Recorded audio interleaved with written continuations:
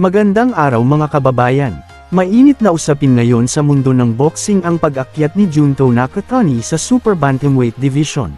Formal na niyang binitawan ang kanyang WBC at IBF Bantamweight titles, kaya naman bagong oportunidad ang nabuksan sa mga naghahangad maging kampyon.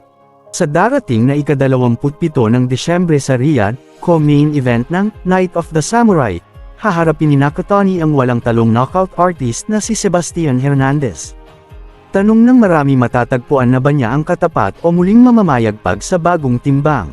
Samantala, todo sabik ang mga Pinoy boxing fans dahil sa bakanteng titulong iniwan ni Nakatani.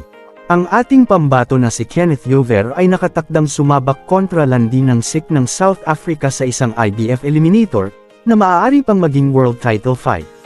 Kasabay nito, lalong iinit ang eksena dahil si Takuma Inoue at Tenshin Nasukawa naman ang maglalaban para sa bakanteng WBC belt.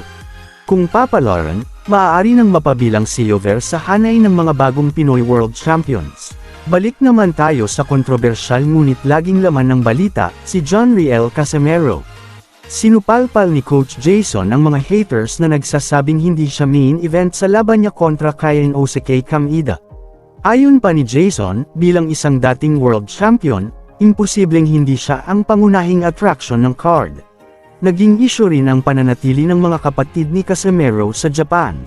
Binabatikos ang kanilang simpleng tirahan at pagkain. Pero depensa ng mga supporters, malinaw na training ang pakay at hindi bakasyon.